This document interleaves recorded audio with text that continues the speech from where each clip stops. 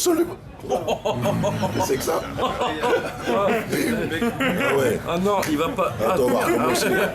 Bim, salut bande de bâtards. Pour Von Caster, petite interview. Mousten, Momo, Abdelkrim. Écoutez bien ce qui va venir, on va vous raconter tout sur le festival de Cannes, comment ça se passe pour nous la première fois en officiel. Voilà, tout de suite.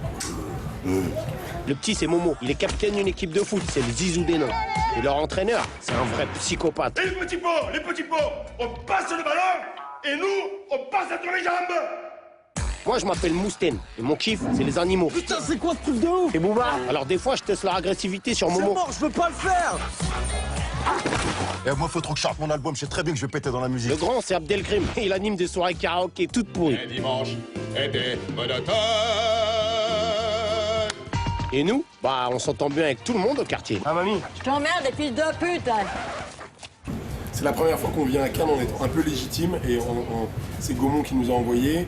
On a des gens qui s'occupent de nous, on fait des interviews, tout est calé, donc non, on n'a pas pu voir grand chose hormis notre film. Tu sais, hier pendant la projection, on s'était dit qu'on fait le lancement, bien qu'on sort, on reviendra à la fin.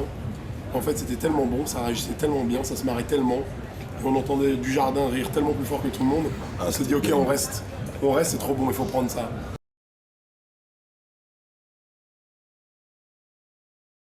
Certains étaient déjà un peu liés au projet. Ramzi d'abord est un ami proche et surtout qui suit Kaira Shopping depuis le début.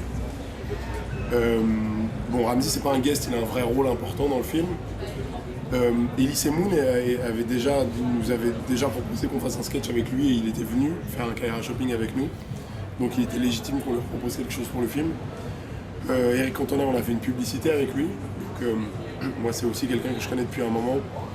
Et c'est même lui qui a eu l'idée de cette petite scène. C'est-à-dire que moi je voulais qu'il soit entraîneur de l'équipe de foot des nains et en même temps c'est lui qui a eu l'idée de la vanne qu'il y a dans le film. Donc c'est cool, il a même participé à tout ça. Et puis François Damiens, c'est le seul qu'on connaissait pas mais dont on était ultra fan et on rêvait de l'avoir dans le film.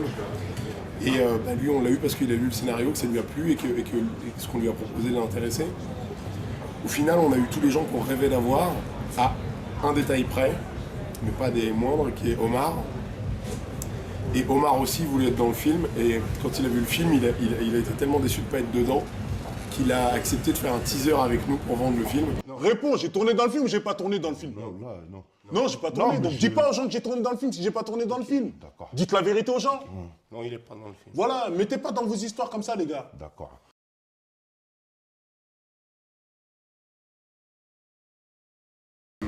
Non mais écoute, ce qui change, c'est qu'à un moment, nos sketchs, c'est une vidéo en conséquence en bas d'une tour. Un film, c'est 3 mois de préparation, 2 mois de tournage, 3 mois de montage, avec des gens qui t'aident. Ce qui était important pour moi, c'est que ça ressemble à mon film et pas le film qui a envie de faire le chef-op ou a envie de faire le premier assistant. Donc je me suis entouré de gens qui m'aidaient à mettre mes idées en images. Mais de toute façon, on pouvait pas confier la mise en scène à quelqu'un d'autre. À un moment, on a l'habitude de faire les choses ensemble. J'écris, je réalise. Je me suis en revanche longtemps posé la question de savoir si le film serait mieux réalisé si j'étais que réalisateur et si je serais meilleur en comédie si je n'étais que comédien. Les gens très souvent ont l'impression qu'on l'a réalisé à 3 ou ne percutent pas forcément toujours que c'est moi qui l'ai aussi réalisé. Ça veut dire que j'ai bien fait le boulot, quoi.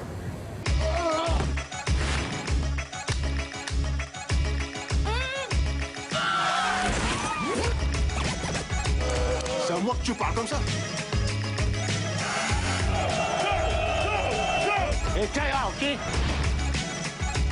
On parle de sexe aussi au début à travers le porno du film. Et moi j'ai toujours considéré que le porno était complètement lié à l'univers de ces mecs et donc à nous. Parce que c'est un peu nous ces mecs et parce que leur culture c'est la culture du rap et les rappeurs ont été les premiers à mettre des stars du X dans leurs clips. Et d'ailleurs les rappeurs ont été les premières célébrités à faire leur propre film porno comme Snoop Dogg ou 50 Cent. Donc ça fait partie de leur vie et c'était pas complètement dingue d'imaginer que ces mecs se disent bah, pourquoi pas nous. Et puis voilà, ils sont célibataires et visiblement on peut comprendre que le porno leur rend bien service, quoi.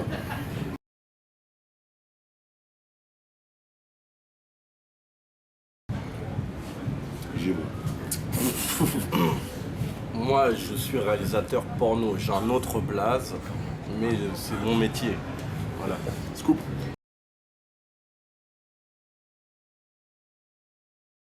La seule chose qu'on peut vendre, c'est notre film. Maintenant, c'est la seule chose qu'on va vendre.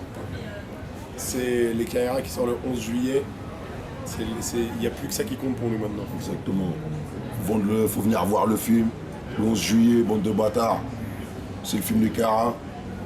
On viendra faire des tests chez vous pour savoir c'est quel film qui sort le 11 juillet. Si vous vous rappelez bien du titre, si vous vous souvenez pas, on vous défonce.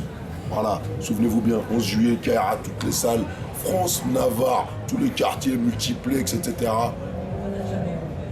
On sera là. Il y a toujours un problème pour conclure. Ça démarre bien. Salut, bande de bâtards. Il y a toujours des problèmes pour que ça s'arrête. C'est la WAV. Faut qu'on travaille encore. À bientôt, bande de bâtards.